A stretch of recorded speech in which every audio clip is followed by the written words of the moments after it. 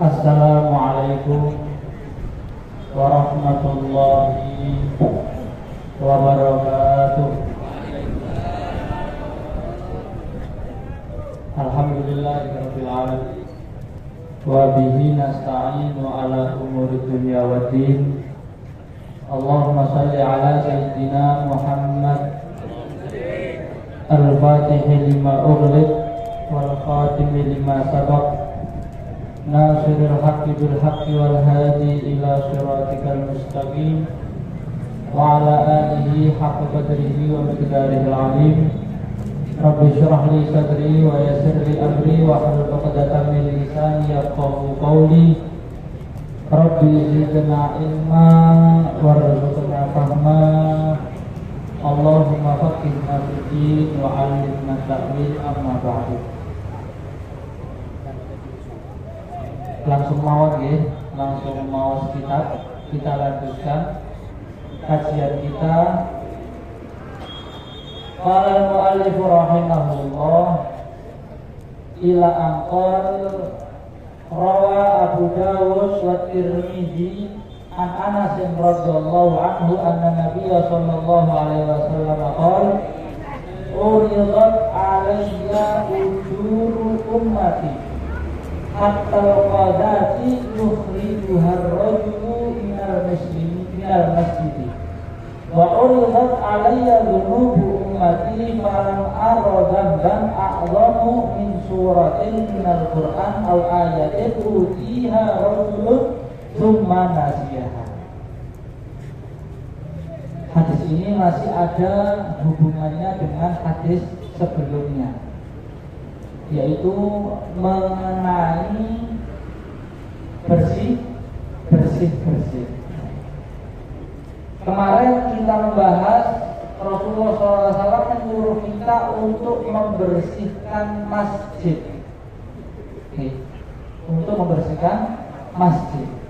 Jadi kalau ada masjid yang kotor, itu kita bersihkan. Apa hadisnya? Ini hadisnya.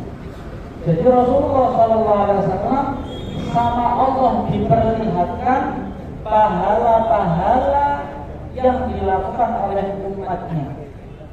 Jadi semua hal yang dilakukan oleh umatnya itu ditunjukkan pahalanya ke Rasulullah. Kita sholat pahalanya seberapa, kita menolong orang pahalanya seberapa, kita senyum pahalanya seberapa, itu ditunjukkan sama Allah ke Rasulullah. Hatta al-qadah yukhrijuha ar-rajulu minal masjid, sampai kotoran kecil yang dia keluarkan dari masjid, itu Rasulullah diberikan pahala. Kalau dalam salah satu riwayat atau makalah, di riwayat tersebut dikatakan maharnya bidadari, maharnya bidadari. Kalau kita ingin dapat bidadari banyak nanti di surga, itu ada maharnya. Apa maharnya? Maharnya itu katanya apa? Katanya di dalam riwayat itu disebutkan maharnya itu satu kotoran kecil yang ada di masjid kita bawa pulang, kita keluarkan. Jadi kadang-kadang kalau masjid itu ada karpetnya, mesti itu wonten apa? Ada kayak serpihannya biskuit gitu loh, serpihannya biskuit atau gorengan atau apa. Biasanya kalau ada acara di masjid, dia apa? Disuguhkan apa? Jajan-jajan ya. Kadang-kadang setelah makan itu nanti ada beberapa hal yang tidak sempat dibersihkan. Nah, ketika orang sholat, kadang-kadang kita lihat, oh iya, bisa jadi itu tadi ada kayak kotoran. Nah, kasusnya itu belum punya kecil. Nah, punya kecil kayak ini. Itu katanya kalau kita ambil, kita bawa keluar, kita bawa di luar, itu kita dapat satu bidadari. Jadi gampang ya. Kalau ingin dapat bidadari banyak, bersihkan apa? masjid. Tapi bukan bidadari dunia. Kalau bidadari dunia biduan itu waduh. Ayahab kalau kata orang Malang. Ayahab bahaya.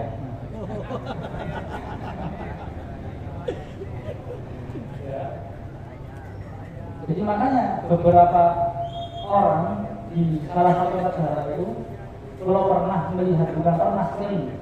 Jadi kalau mau habis sholat sudah salam, mau keluar masjid dilihat di depannya, di depan ada kotak muslim apa enggak?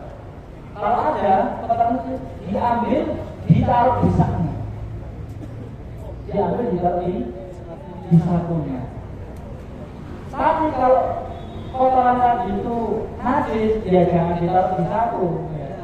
Kayak misalkan sekarang ya yang merajalela itu cicak, ya. Cicak itu kalau buang hajat itu nggak lihat-lihat, nggak punya malu gitu. Kadang di TV gitu, waduh, soal kali gitu. Itu kalau ada kotoran cicak di masjid misalkan najis kan, kita ambil, kita bersihkan. Nah, kita ngambil satu kotoran kecil dari masjid, kita bawa keluar, itu pahalanya ditunjukkan sama Rasulullah. Terus wa'ulidat alaiya dhunubu ummati. Selain pahala, Allah Subhanahu wa ta'ala menampakkan dosa-dosa yang dilakukan oleh umatnya Rasulullah kepada Rasulullah. Jadi Allah Subhanahu wa ta'ala menampakkan dosanya maksiat ini seberapa besarnya, dosanya menggunjing seberapa besarnya. Itu kan Allah ditampakkan kepada Rasulullah SAW. Malam aradam man a'zamu min suratin minal Qur'an aw ayatin utiha rajulun tsumma nasiyaha. Katanya Rasulullah, dosa yang paling besar yang diperlihatkan kepada saya setelah kekafiran, setelah syirik, ya, yaitu apa? Ketika seseorang diberikan ayat Al-Quran kemudian dia melupakan. Di sini ada yang mengatakan maksudnya diberikan ayat Al-Quran itu apa? Ada yang mengatakan dia hafal, tapi setelah hafal dia nggak menjaga Al-Qurannya, akhirnya lupa. Dan itu dosa besar banget. Jadi orang yang hafal Al-Quran itu royaltinya besar, tapi konsekuensinya juga besar. Pahalanya gede, tapi resikonya juga gede. Makanya Rasulullah jawab, Al-Quran asyaddu tafarruqan minal ibil. Al-Quran itu, ya, lebih gesit daripada onta. Onta yang ngamuk, kalau onta ngamuk itu begini, menakutkan. Soalnya salah satu sifatnya onta itu dia pendendam. Kalau sampai itu budo unta, teman budo unta, tahu budo apa? Menggoda unta ya. Entah itu ekornya sampai buat mainan, atau sampai apa? Pokoknya sekiranya unta itu terganggu, maka unta itu nggak bakal lupa sama kalian. Dititeni, kenapa? Dititeni itu apa? Diingat-ingat. Oh, aku biasa budo aku. Jadi moro-moro ketika sama nggak sadar kalau sama itu berada di depannya onta tadi dan onta belakangnya di belakang, kok moro-moro dicakol. Nah, berarti aku tahu budak unta ini. Nah, Al-Quran, ya, Al-Quran itu lebih gesit daripada onta yang ngamuk. Maksudnya apa? Kalau seseorang itu hafal Al-Quran terus nggak dijaga, nggak diulang-ulang, nggak dimurajaah, itu dosa besar. Seperti itu. Nah, makanya yang bagi penghafal Al-Quran itu juga kita murajaah, berhati-hati, dijaga juga. Dan orang itu kalau sudah bisa merasakan kenikmatan baca Al-Quran, ya, orang itu kalau sudah bisa merasakan kenikmatan baca Al-Quran, dia akan merasakan kenikmatan itu bukan hanya dari segi ketenangan saja, tapi dia akan merasakan manisnya itu di mulutnya. Sampai ada salah satu ulama, salah satu abid, orang yang ahli ibadah, saking dia itu tidak pernah meninggalkan Al-Quran, saking dia itu sudah plek, sudah apa kalau bahasanya orang sekarang itu sudah besti, sudah besti dengan Al-Quran, sampai beliau itu tidak mau membaca Al-Quran di siang hari di bulan Ramadan. Kenapa? Ketika ditanya, wahai Syekh, jenengan kenapa kok nggak mau baca Al-Quran di siang hari bulan Ramadan? Kenapa? Katanya beliau, saya kalau baca Al-Quran itu saya merasakan ada rasa madu dan susu di mulut saya. Itu bukan hayalan beliau. Dan orang yang berada di sampingnya beliau, misalkan beliau baca Al-Quran, orang yang berada di sampingnya itu mencium bau madu dan bau susu dari mulutnya. Akhirnya beliau, saya kalau baca Al-Quran di puasa, di waktu siang hari bulan puasa, saya nggak bisa merasakan nikmatnya puasa karena saya merasa kenyang baca Al-Quran. Nah, itu ketika kita sudah besti dengan Al-Quran. Tapi kalau Al-Quran di rumah masih ada debunya, berarti tandanya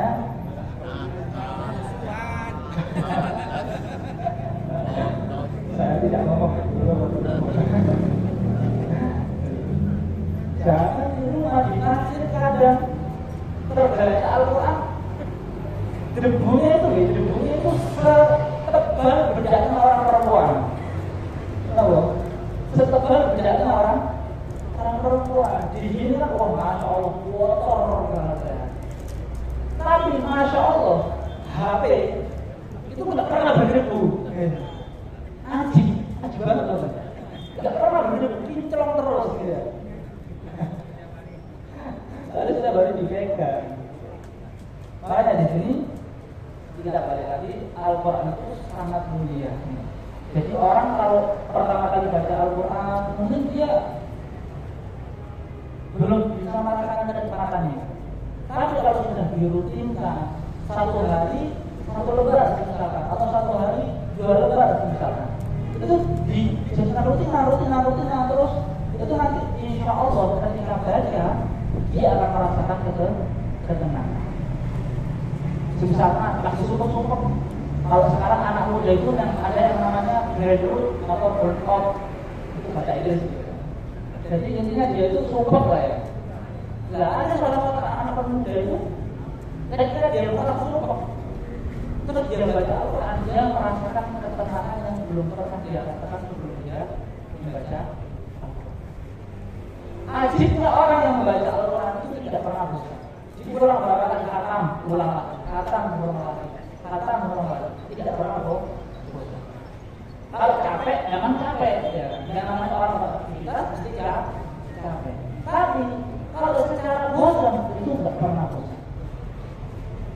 Nah ini yang namanya at-tumaninatu lidzikr gitulah. Ini namanya tenang karena melihat Allah Subhanahu wa taala. Ini diteruskan kenapa? Satu hadis lagi. Fi Sahih Muslim wa ghairihi an Abi Dzar al-Ghifari radhiyallahu anhu anna Nabiy sallallahu alaihi wasallam qala uridat alayya ummati bi a'maliha hasaniha wa sayyi'iha fara'aitu fi mahasini a'maliha imatatul adha 'anil tariq wa ra'aitu min sayyi'i a'maliha an-nukhamatu fil masjid lam tulfan. Di dalam kitab Sahih Muslim ada salah satu hadis yang diriwayatkan dari Imam Abi Dzar al-Ghifari radhiyallahu anhu. Rasulullah bersabda, "Uridat alayya ummati bi a'maliha." Jadi semua amal-amal umat Rasulullah itu ditampakkan ke Rasulullah sallallahu alaihi wasallam. Nah sekarang kita lagi ngapain? Itu sama Allah ditunjukkan sama Rasulullah. sekarang kita lagi kumpul-kumpul, bisa salaman dengan Sayyid, bisa mendengar daun-daunnya Sayyid, dapat doanya Sayyid, itu sama Allah ditunjukkan sama Rasulullah. Ini Rasulullah umat kayak gini. Makanya orang yang duduk di majelis ilmu itu jadi kebanggaannya Allah Subhanahu wa Ta'ala. Allah bilang ke malaikat, lihat umatku, lihat umatnya Rasulullah, dia sedang dekat sama saya, dia sedang mendekat kepada saya, dia sedang ingat kepada saya, nama saya di situ diagungkan. Bangga bukan kita? Bangga. Karena sekarang kita lagi dibanggakan sama Allah Subhanahu wa Ta'ala. Jadi kita sekarang ada CCTV-nya, bukan hanya kamera saja, CCTV yang nanti ditambahkan ke Rasulullah. Hasaniha wa sayyidah, tentang yang kita lakukan itu baik atau buruk, Rasulullah tahu. Dan ketika Rasulullah melihat kita sedang melakukan amalan baik sama Rasulullah, dipuji-puji sama Rasulullah, ditambahkan doanya sama Rasulullah, dibangga-banggakan. Tapi kalau jelek, apa yang dilakukan Rasulullah? Apakah Rasulullah mengejek kita? Umatku tidak karu-karuan. Rasulullah nggak bilang seperti itu. Ketika Rasulullah tahu umatnya sekarang sedang melakukan hal buruk, apa yang dikatakan sama Rasulullah? Wahai Allah, saya meminta ampun kepada umat-umat saya yang melakukan keburukan itu. Mohon engkau ampuni mereka karena mereka tidak tahu. Itulah salah satu rahmatnya Rasulullah kepada umatnya. Fara'aitu fi mahasini amali hatta Rasul ada anitoy. Rasulullah jauh salah satu bentuk amal kebaikan yang dilakukan oleh umat saya apa? Menyingkirkan sesuatu yang menyakitkan dari jalan. Misalkan kita lewat jalan ada duri, ada paku, ada kayu yang menghalangi orang lewat atau mengganggu orang yang lewat di situ. Kita singkirkan dari jalan, itu termasuk bentuk dari satu amal kebaikan. Wa ra'aytu min sayyi a'maliha an-nuqamatu fil masjid lam tuzfar. Dan saya melihat salah satu bentuk amal keburukan yang dilakukan oleh umat saya itu apa? Meludah di masjid. Kenapa meludah di masjid? Kalau sekarang itu nggak ada yang berani meludah. Istilahnya sampai takbir nanti dimarahin sama takbirnya. Ya. Kalau dulu, zaman dulu, masjid nggak semewah masjid sekarang. Dulu itu masjid nggak ada tekelnya, jadi tanah, ya. Tanah lumpur lekung, endut. Nah, tahu endut? Endut itu tanah tapi kalau tanah liat, ya. Nah, jadi nggak ada apa-apanya tanah. Sampai dikatakan pada suatu waktu hujan turun deras. Akhirnya di Masjid Nabawi itu kebersihan. Dan Rasulullah SAW tetap melakukan di dalam masjid tersebut. Sampai dikatakan ketika Rasulullah mengangkat pustakanya dari sujud terdapat bekas-bekas tanah yang menempel di dahinya. Dulu masjid dari tanah. Orang meludah tak kelelak gitu, tak kelelak, tak kelihatan, tak ketinggal. Jadi orang meludah tak kelihatan, soalnya apa di tangan. Lah katanya Rasulullah, saya melihat salah satu keburukan yang dilakukan oleh umat saya apa? Ketika mereka itu meludah di masjid. Nah kalau sekarang gimana? Kalau sekarang bukan meludah, tapi ngelilit, tahu ngelilit? Ngelilit itu kayak kita makan daging, misalkan ya. Kita makan daging, mesti ada nempel apa? Terselipkan di sela-sela gigi itu. Apa bahasa Indonesia ngelilit itu? Ya pokoknya sudah paham ya, triliun maksudnya apa ya? Triliun. Nah itu kadang-kadang kita tengah-tengah sholat, ya, kita tengah-tengah sholat, kadang-kadang kita main triliun ini. Lidahnya itu kayak dimainkan di mana? Di gigi-giginya itu.